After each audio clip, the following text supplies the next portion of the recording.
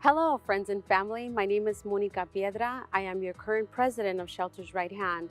Welcome to our 25th anniversary Stepping Out Against Domestic Violence 5K walk. I'm coming to you live here from Central Park in Uptown Whittier. Now, in the midst of COVID-19, more than ever, we encourage you to join us from your location. So get out there, get your heart pumping, and don't forget to share your pictures using our hashtag #SRHVirtualWalk. Over the past 5 years in my role as a volunteer, I have seen my share of commitment and team effort. Shelter's Right Hand is a nonprofit auxiliary to the Women and Children's Crisis Shelter. Its goal is to raise funds for victims of domestic violence. Since 1982, Shelter's Right Hand has raised over $2.6 million in support of WCCS. We are dedicated to providing hope to the families that WCCS serves. The statistics reveal a shocking reality.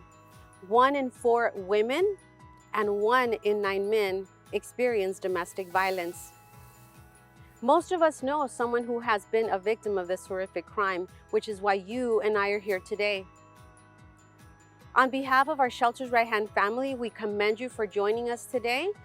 So whatever it is that you decide to do, whether it's jog, walk, run, or exercise from the comfort of your home, know that you are making a difference. We would like to extend a deep appreciation for our sponsors and supporters. Thank you for your support and your caring hearts. Without further ado, I would like to introduce to you this year's honorary chair, Mr. Yosh Nakamura.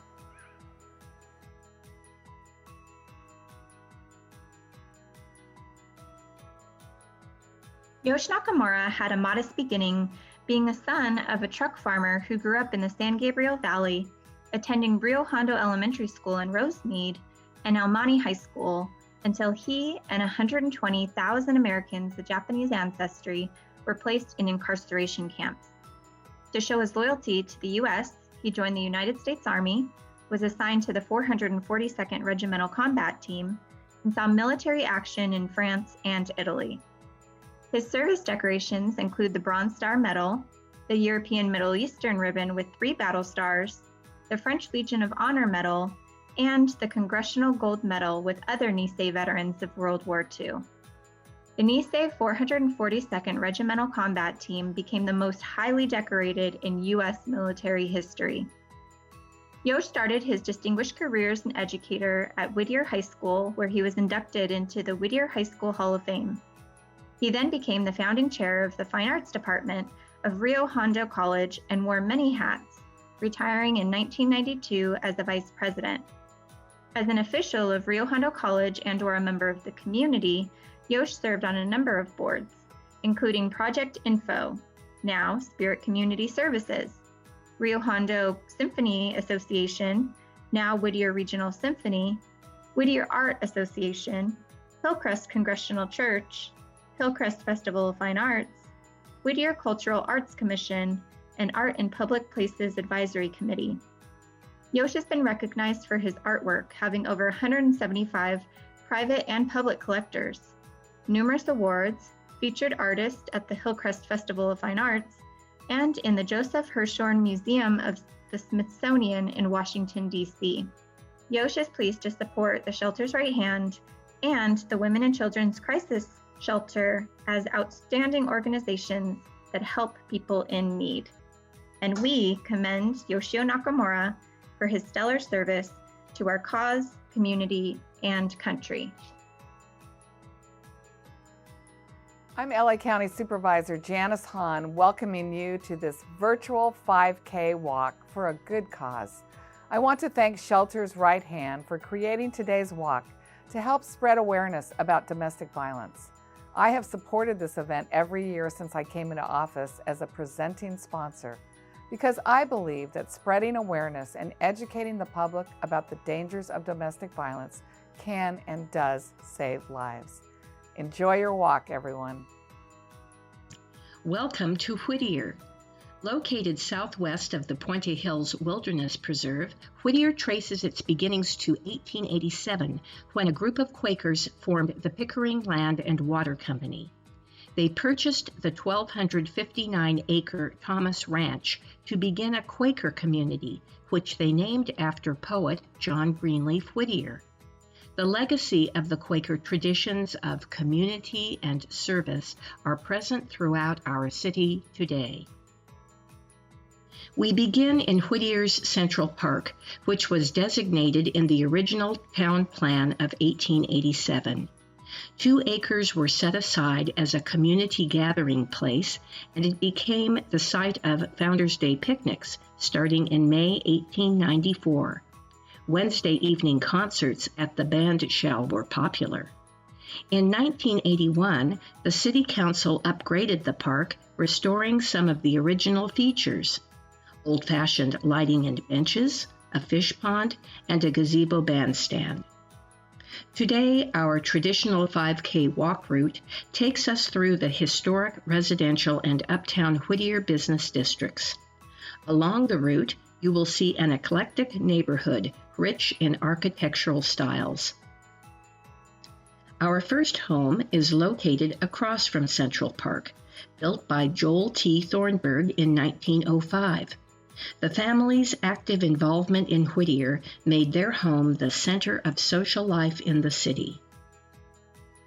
Also located across from Central Park, this home is a good example of Queen Anne architecture.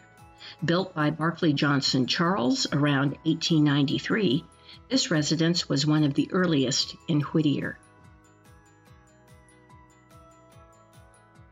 This craftsman home, built in 1915, was the residence of the Johnsons. A.C. Johnson was a banker and a benefactor of Whittier College, and Mrs. Johnson taught at the college for many years. Later, their nephew, William Harrison, purchased the home and leased it as a dormitory for co-eds until 1965. Mr. Harrison was a well-known architect for the city and designed Whittier City Hall. This home, originally designed in the Queen Anne style, was built by developer Lindley Baldwin. In 1889, Baldwin sold the residence to banker Washington Hadley, who had a major interest in the Pickering Land and Water Company, which was responsible for early Whittier development.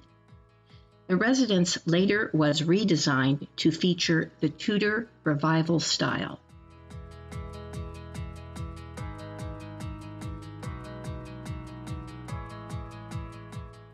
Good morning, friends. I'm Marianne Pacheco, and it is my pleasure to serve as Seroptimus International of Whittier president this year. Our club is part of a global network dedicated to improving the lives of women and girls by helping them to live their dreams. We want the best for women, as our name implies. Congratulations, Shelter's Right Hand. We are proud and happy to sponsor today's walk. This craftsman home was built in 1913 for George B. Honeycutt, the son of influential Quakers. George moved from Iowa to Whittier in 1891 and worked to bring water to the city and the groves from the San Gabriel River. Just a bit off our route on Camilla Street stands the Bailey House, which started out early in 1868 as a wood-frame cabin and originally measured 20 by 24 feet. Quakers Jonathan and Rebecca Bailey moved into the ranch house and became the first residents of the new settlement of Whittier, inviting the first Friends meetings to be held on their front porch. Rebecca Bailey would hang out her washing on the backyard line, and because of the clear view, her friends in Los Angeles would know that it was laundry day at the Bailey home. Lou Henry Hoover School was named after First Lady Lou Hoover. Lou's father founded Whittier's first bank, and Lou graduated from Bailey Street School head of her class in 1890. Lou was the first woman in America to earn a degree in geology. She spoke 5 languages and served as president of the Girl Scouts, initiating the famous sales of Girl Scout cookies. The buildings were designed in 1938 by our renowned architect William Harrison. They were built in the Art Moderne style as a WPA project, and the craftsmanship is remarkable. An intricately sculpted frieze, which depicts early Quakers, provides a grand entrance along with a sign that bears the words, "What you would want in the life of a nation, you must first put into its schools." The Chaffee House on Painter was constructed in 1910 for John and Olive Chaffee. John was the son of George Chaffee, a Canadian immigrant who purchased the East Whittier Land and Water Company, which was responsible for constructing the flume that carried water from the San Gabriel River into Whittier.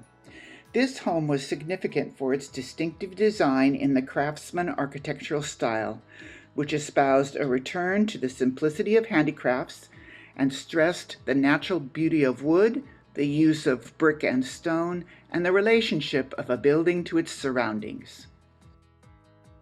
C.W. Harvey arrived in Whittier in its earliest days and built his home at the north end of Painter Avenue in 1888. At about the same time, he was constructing his tourist hotel 1 block to the south. Both were finished in Victorian style, featuring heavy ornamentation, gabled roofs, and rounded windows that were equally functional and decorative.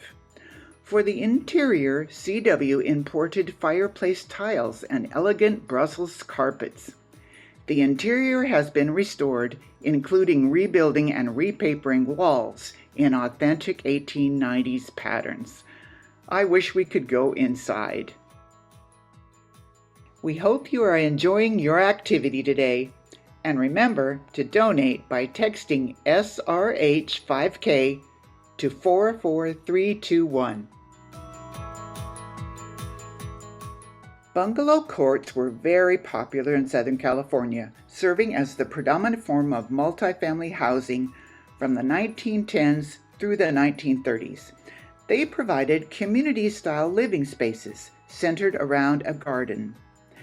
Bungalow courts attracted people who wanted all the amenities of a single-family home without its high cost. While each family had its own house and garden, the upkeep and land costs were shared by everyone.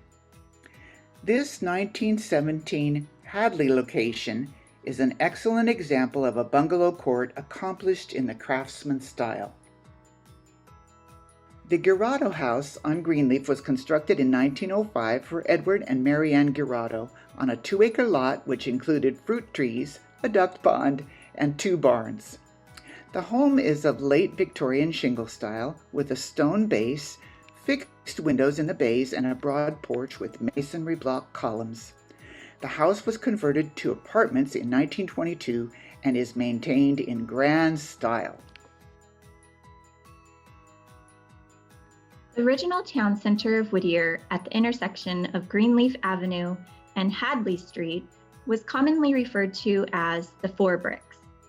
The Four Bricks were built in 1888 and were home to a bank, the post office, the local newspaper, and a Christian church. Therefore, the name is dedicated to celebrating the history and heritage of Whittier.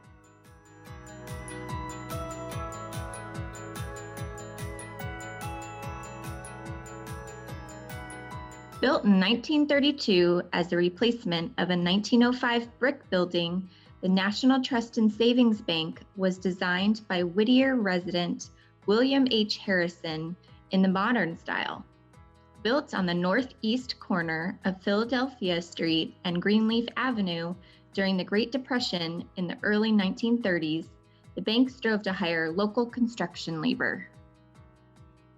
Located 2 blocks away from Whittier College on the corner of Greenleaf Avenue and Philadelphia Street, occupies the site of the first bank in Whittier. The existing building, built in 1928, is the best remaining example of a Beaux Art style building in the city.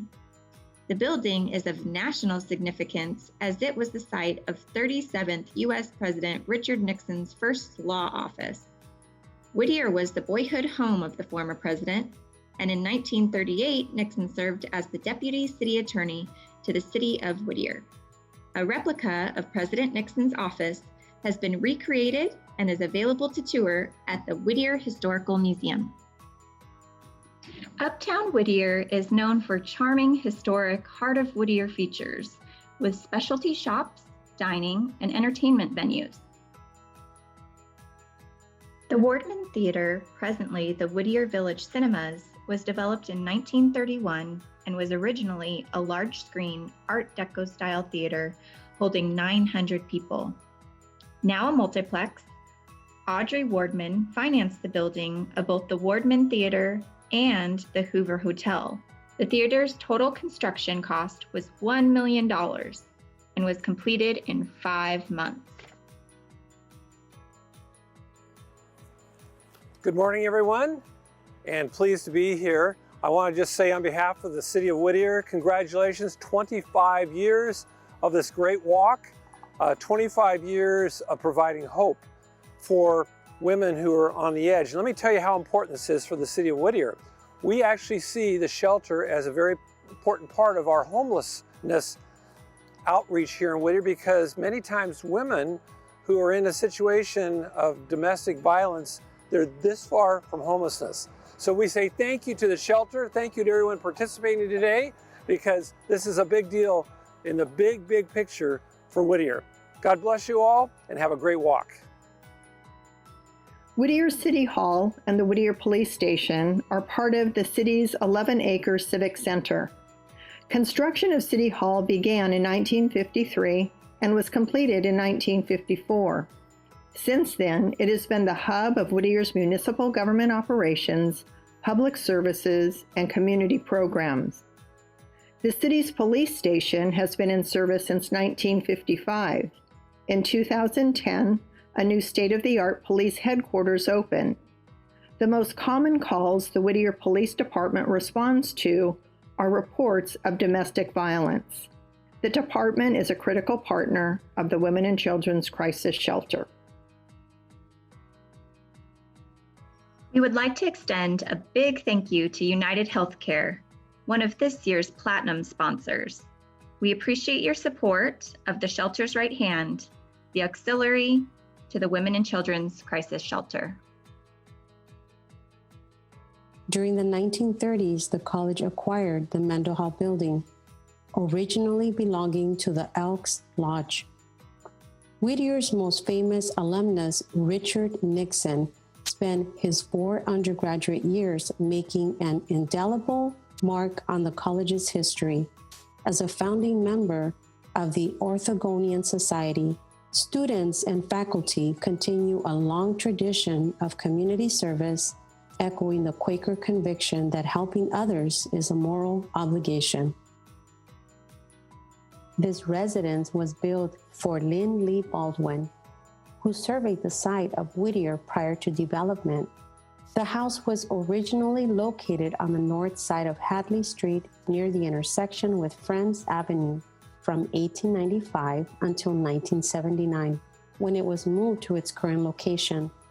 I personally know someone who witnessed the move. It was quite a loud and squeaky experience. As we make our way up the hill, a survivor once shared her testimony with us. A few years ago, during her first Shelter's Right Hand 5K walk, she was overwhelmed with joy upon reaching the top of the hill. It reminded her of the mountain that she overcame when she made the decision to leave a harmful relationship to get help. For the first time, she was free from harm. Well, here we are. We made it to the top. On behalf of our Shelter's Right Hand family, thank you from the bottom of our hearts. We know there's a million things you could be doing at this time, but you chose to follow and support this great cause. There is no doubt that you are part of something really special. You are part of our community, and you make everything we do possible. 100% of the money we raise goes to the Women and Children's Crisis Shelter. Because of your support, survivors of domestic violence will receive a variety of services designated to protect, assist, and empower them. Here's to you. Together, we are changing lives.